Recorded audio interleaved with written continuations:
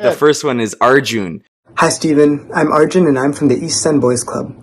One question I have for you is, what is your stretching routine like? And if you were to give advice to someone who is trying to achieve the full splits, what would that be? Also, I would like to thank you for taking the time out of your day for coming in and answering our questions. Thank you so much. Oh, wow. Well, it's funny you said that because, I have, of course, the YouTube channel, and I have one of my stretching routines on it. Go check that out. Obviously, I could be here all day showing you all my stretches and things like that, but it will definitely help with your hip dexterity, be able to kick just about anybody in the head. Of course, don't do that, but it's one of the things that I do the most. Obviously, hamstrings, even your groin area has got to be on point to be able to lift your leg up. But I go through and break down my stretching routine on my YouTube channel. Go check it out. It's awesome. It's good. It's a good stretch routine. Awesome. Yeah. So the next one is Roman. Hey, Stephen Thompson. It's an honor for me to ask you a question. You're one of my biggest idols and inspirations.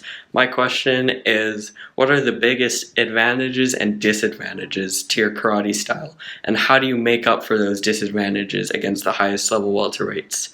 Thank you. Have a great day. Thank you very much. I think the advantages, especially with the karate and MMA, is definitely the movement. Being able to move, angle off. You don't see a whole lot of that in MMA. A lot of guys just walk to the center and, like I said, fight like rock'em sock'em robots. But the movement that I have from the karate background helps tremendously. You ever see me fight? Work in distance management. I actually fight with my hands down, which helps distribute my weight. Obviously, I got that from Muhammad Ali. But a lot of disadvantages. Well, number one, if you're not fast enough, you're getting clipped upside the noggin because your hands are down. Two, you have to worry about the takedown. A lot of wrestlers, high-level wrestlers, with my wide stance, want to end up taking me down. So that's something that I worked on religiously. I still work on it, my takedown defense. Got to have the wrestling if I want to keep the fight standing. So in the beginning, the disadvantage was the wrestlers, trying to shoot in for your legs, trying to get you down, because I do keep a wide stance. So that was a disadvantage in the beginning. But since I've worked on my wrestling tremendously, it's actually helped my style tremendously as well. This next one's from Hassan. Thank you so much for doing this. I just wanted to ask, what does it feel like watching your son, Wonderboy, step into the octagon? It's nerve-wracking. Yeah. It's nerve-wracking. Honestly, I'm not as nervous as probably I should be, being his dad, because, I've trained him all his life. I know his skill set. He's pretty, but he's tough as nails. He's really he's a physically tough, mentally tough guy.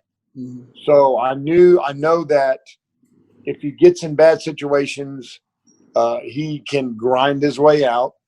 You can't do nothing about getting knocked out. Ain't nothing you can do about that. But rough situations, he's been in lots of them. So I'm confident that he can handle those situations. But it's still nerve-wracking. It's still watching. He's still my son.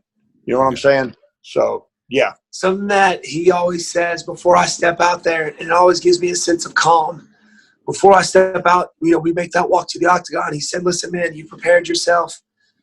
No matter what happens, your family, your friends, your students are still going to love you. So go out there and have some fun." And that always seemed to calm me down before I step out there. No matter what, my family, my friends, they're still going to be there. So just go out there and have some fun. That's awesome. Yeah. And the last one we have is from Kenneth. Yo, what is up?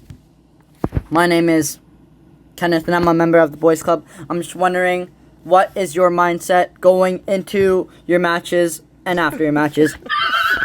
Well, the mindset is developed in the training, in the gym, right? Because when you're out there fighting, as these guys know, there's not a whole lot of thinking that's going on. It's reaction, right? And that's how you want to develop. If I sit there in the octagon and I see a punch coming at me, and I'm thinking, all right, how am I going to block this?